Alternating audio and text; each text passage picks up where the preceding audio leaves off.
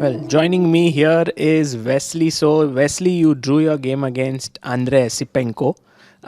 It seemed like a very calm game, but there were a lot of things that happened behind the scenes. For example, what he played with white is what you have played several times with the white pieces. Yeah, that's true. I mean, I come in every day hoping I get a victory somehow. Like maybe today's the day I get a win, but it doesn't always happen. And I don't think he's ever played this line with white before, and I knew it very well. Like I was thinking, if I want to desperately play for it, maybe I could play a different opening, or play a different variation somewhere on the sixth move, seventh move. Like I could play something else. So I was thinking about it for a while, but then I just went for a variation which I knew very well. What were you thinking to play instead of? Well, like after Bishop D3, I could play C5. I also studied it. Or after D5, A3 takes. I could also play C6, which I studied very recently actually because Gukesh played it against Anish. So I knew black was also equalizing in those lines. So I was thinking for a while. But I knew this line very well because Sam knight f3, white could play knight e2, which the Russian grandmaster Alexei Sarana always plays with white. So I thought maybe they're friends or something. But he played knight f3 quickly anyway. And then after bishop b6, bishop b2, like Anish played cd4 followed by bishop a6. Watasek played bishop a6 against me when they had the black pieces. So I was thinking. But then I decided to play this knight c6 line, which is what Ian Nepomniachtchi and Lebon Aronian played. Then black has a choice whether to move the knight to a5 or to e7, and both are very solid. But it's also confusing because I want to unbalance the variation in the position, but at the same time, Esipenko clearly was well prepared. So that's a problem if you have a small opening repertoire opponents. At the same time, white has the bishop pair, so long term he has the advantage. And I couldn't make up my mind. Like instead of h6, I could also play knight e4. Like I had some alternatives. But then I just decided to wait and see and play queen e7. And Ander and I were analyzing after the game. Probably queen e2 was not the best choice for white because in the game I had this knight c6, and basically if white doesn't want to give any concessions, then he has to repeat moves because I could trade light squared bishops with bishop e4. Right. Or you could also play knight b3 and then a5 is very concrete. Probably white has nothing there. So instead of queen e2, maybe he could have played something else here, just because the queen leaves the b3 square unprotected, so then I could like repeat moves. At the same time, it's not easy to find a good plan for white, and probably the engine just gives 0-0s in that position. But over the board, it seems white position is a bit better because of the bishop pair, but that's pretty much it. In the final position, do you think that you could have played for some ideas like knight e8, d6, or was it too risky? Yeah, I thought it was a bit risky because white's bishop on b2 and bishop on d3 are going to become really strong if black is not careful. And the knight on f6 is kind of blockading the long diagonal.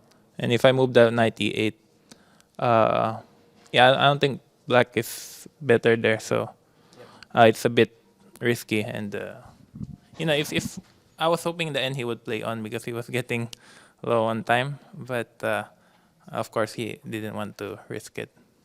But if knight e8, yeah, the thing is not so easy to find a plan for both sides. Right. Because I mean, if I get to d6, I'm not turning knight f5, so I didn't really consider that. But yeah, again, I come in every day hoping today's the day that I win, but they don't always show. So maybe I should play a different variation at some point, like some variation which my opponent is not as familiar with.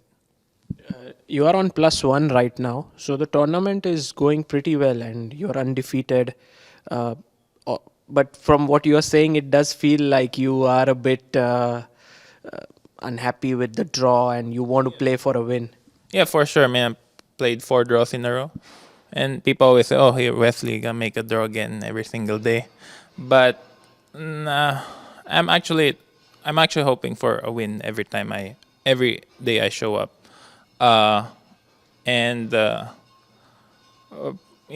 +3 is clearly first place. Probably +2 is tied for first if LeBron doesn't catch on fire. So clearly, I need to find a win at some point, and I'm I'm gonna have to push harder, obviously.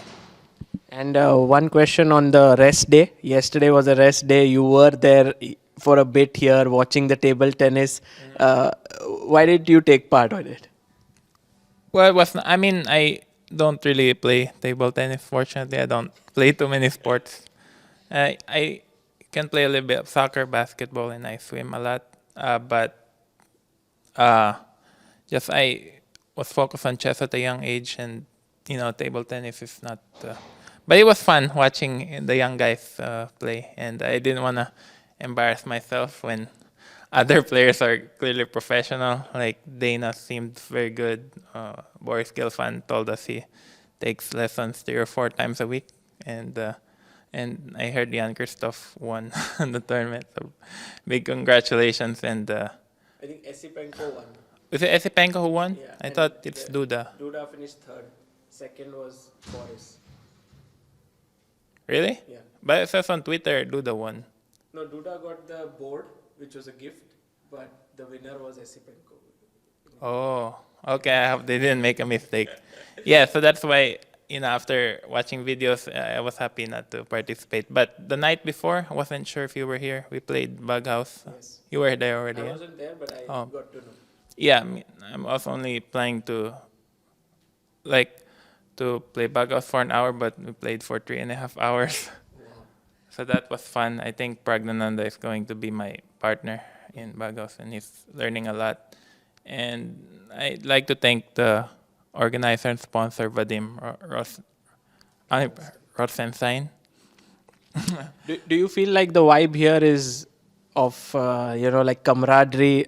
Of course, during the rounds you have to fight hard, but the overall vibe here is very pleasant.